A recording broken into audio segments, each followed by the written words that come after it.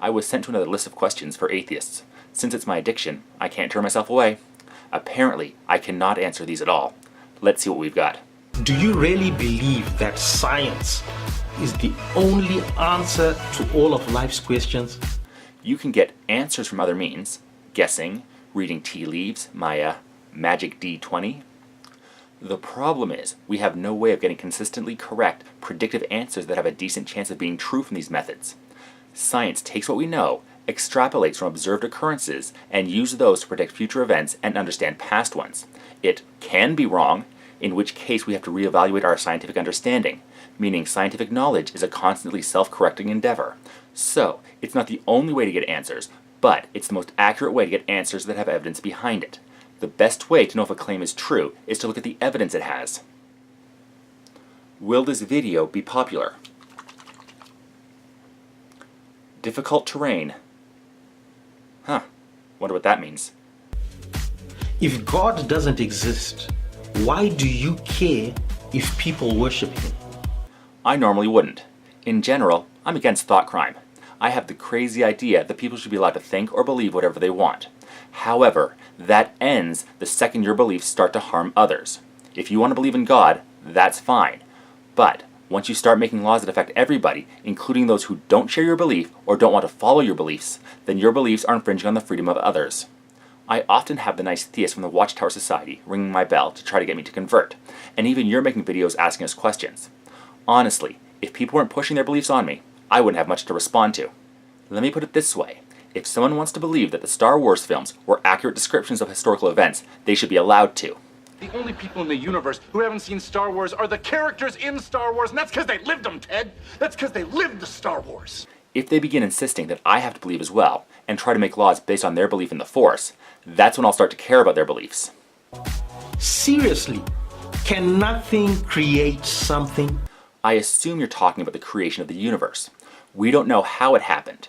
We have evidence of a massive expansion of heat and energy, which form the matter that makes up the universe, but we don't know what caused it. I've said it before, I don't know is a legitimate answer if we don't know something. It's better to admit our lack of knowledge than to claim certainty in something as an answer that we have no evidence for. If you've never been to the ends of the earth, if you've never been to every planet, if you've never been to every part of the universe, how do you know that God doesn't exist? You're right. I haven't been everywhere, so I can't say for certain that God doesn't exist. But, in the same sense, you can't say that the invisible dragon in my garage doesn't exist. Hold on.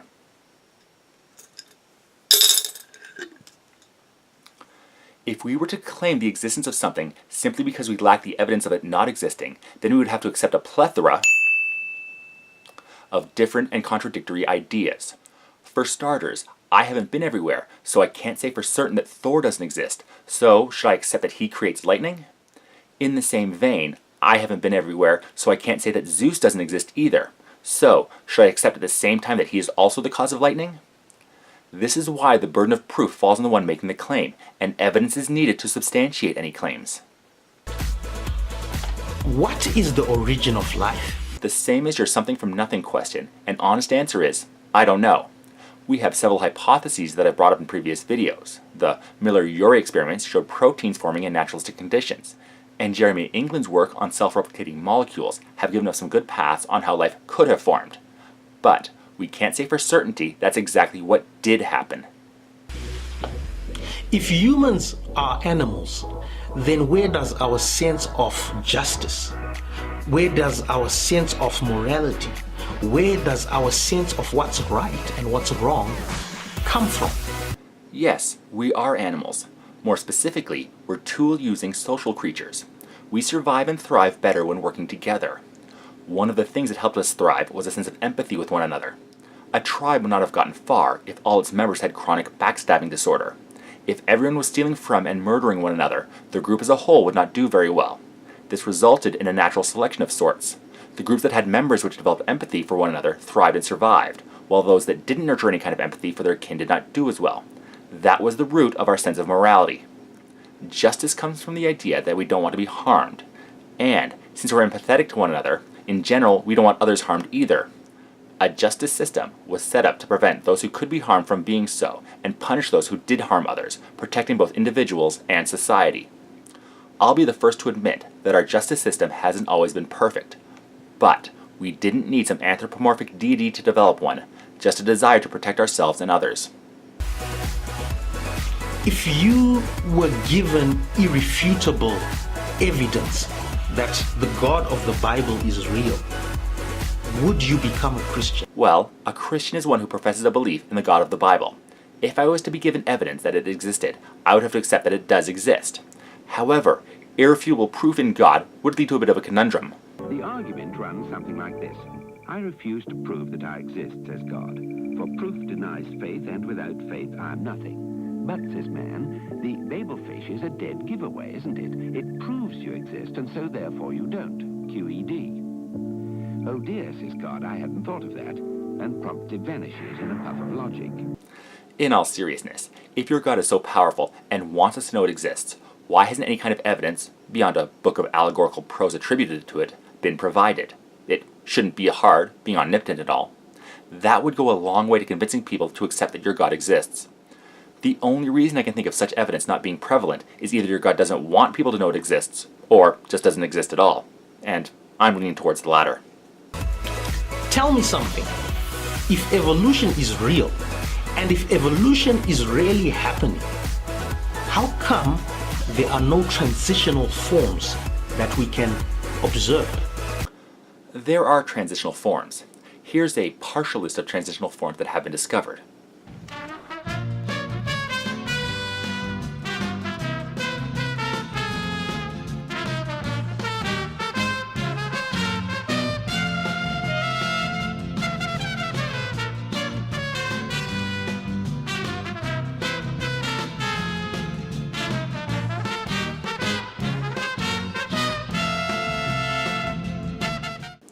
But if you want to see an actual transitional form, there's this one.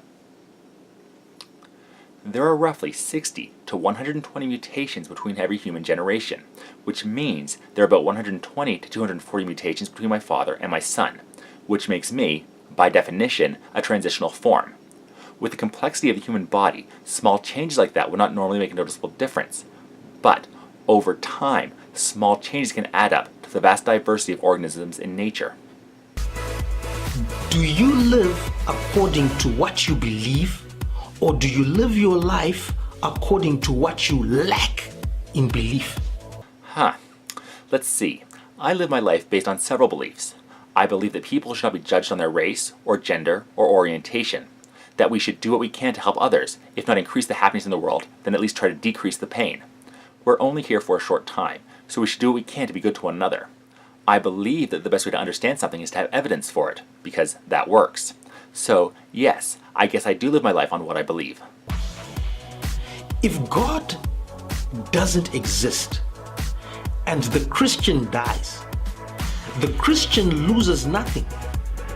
But if God does exist and you die as an atheist, do you not lose more? Will you not lose your soul? Good old Pascal's wager, where what's true doesn't matter, just what you believe. The one thing it doesn't take into account is the aliens. Yeah. Alright, grab a coffee. This might get a bit long. Pascal's wager goes like this. We can't know if God exists or not, but if God does exist and you believe, you get rewarded when you die, and if you don't believe, you get punished. If God doesn't exist, then no matter what, nothing happens. So basically, the best case scenario for the non-believer is nothing, and the worst case scenario for the believer is nothing, while the worst case scenario for the non-believer is eternal punishment, and the best case scenario for the believer is paradise, so you might as well believe. But what if we changed it a bit? This is just a thought experiment. What if there was no God, but there were aliens out there who cherish scientific knowledge, and also have figured out a way to control somebody's age and be able to grant immortality? They go around and judge every intelligent creature they come across on their adherence to the scientific principle, only accept what you have evidence for. Of course, they're undetectable. Anyway, they will find the humans that only accept what they have evidence for, and, at the moment of death, replace them with an exact copy, taking those who are skeptics to their advanced world, which would essentially be paradise to live forever. But They're also vindictive, and will take those who accept things without evidence to a place where they can do cruel experiments on, also forever. In that case, wouldn't it be better to be a skeptic than to believe in God?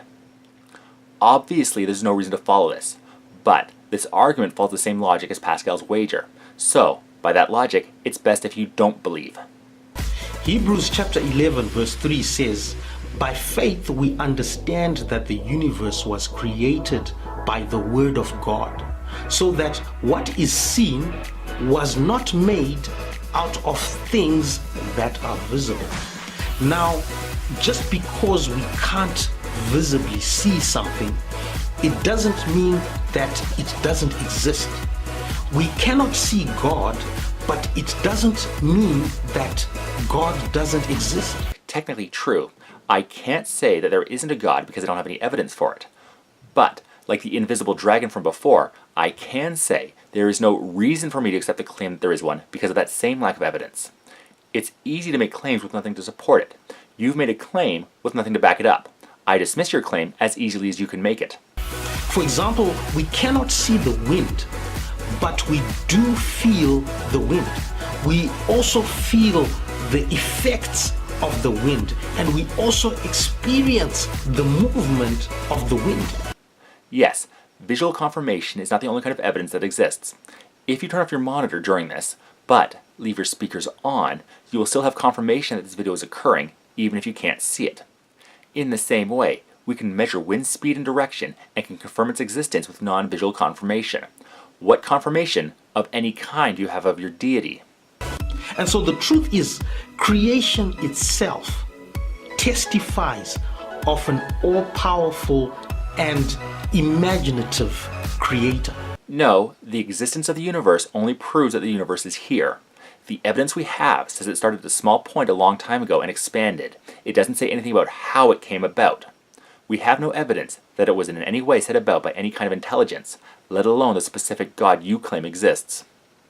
And so to the atheist, I would encourage you to be open-minded to the existence of God and to the possibilities of having a relationship with your Creator.